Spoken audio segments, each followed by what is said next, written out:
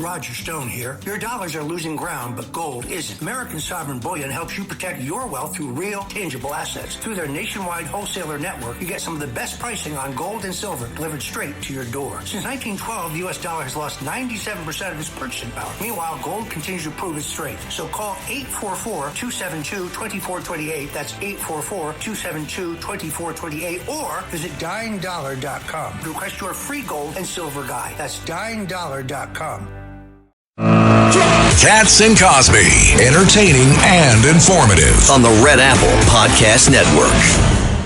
In the last 45 minutes or so, the strikes have begun. U.S. against Iran. This in retaliation for the downing of a U.S. helicopter by Iran. Two service members that were aboard that Apache helicopter are safe and sound. They were patrolling the Strait of Hormuz. And of course, this is supposed to be a ceasefire. And yet again, Iran violating it. And President Trump saying they will pay. Well, joining us now is Victoria Coates, former Deputy National Security Advisor. Victoria, things are getting very heated there over in that part of the world. Where do you think things are going to go from here? And what do you think President Trump should be hitting? We don't know yet what he's targeting, but CENTCOM said we are firing right now on Iran. Yeah, this is a sort of exciting evening, and we know very little. I just want to be clear with your listeners, Rita, that CENTCOM, the president 5 hours ago said there's going to be a price to pay.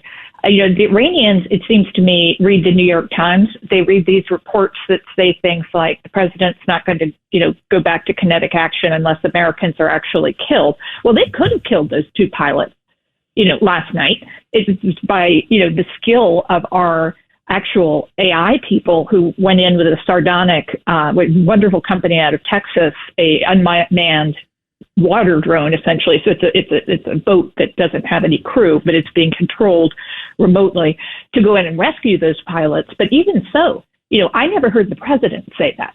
I never heard him say he was taking military action off the table absent that event. And so, the Iranians read that. They thought they had some impunity. He pointed out to them that, no, you don't. And we're going to go back in. And 20 minutes ago, CENTCOM said, we're executing. So we'll see what they strike. I think the Israeli strike on the petrochemicals plant was important because that's the kind of infrastructure that has dual use for military and civilian use purposes that the Iranians were hoping to use to rebuild their economy after the war. I would say my recommendation would be to go after that kind of facility to just both show them what we can do that they're powerless against and ruin any hopes they have for economic rebuilding. Yeah, I agree. I think they need to hit them hard. Judge Weinberg. I couldn't agree with you more, Victoria. Listen, they're going to keep doing this and doing this and doing this. We were talking to General Keane a couple of minutes ago. The strategy is delay, delay, delay. You have to hit them hard. If you just have a one-off response. So if tonight just consists of a one-off response and you hit them a little bit and then you go back to your so-called negotiations, you've really accomplished nothing. You have to hit them where they can really be hit. And that's in their infrastructure, in terms of supporting their economy, their oil capacity, whether you're knocking out their ports, whether you do something about seizing or destroying cargo. We have to do something. Otherwise, this can go on in perpetuity. Your thoughts? No, I think you're right, Judge, and I have all confidence in President Trump, who is the most reluctant man to use military force until he isn't, at which point he does not use the United States military to send messages. They are not a post office. Those are our precious young and men and women, the best amongst us who have volunteered to defend us. He's not going to put them in harm's way to, as I said, send a message. I think he's going to do a very powerful strike. It may be something along the lines of Midnight Hammer, which was, a demonstration of a capability they didn't know we had.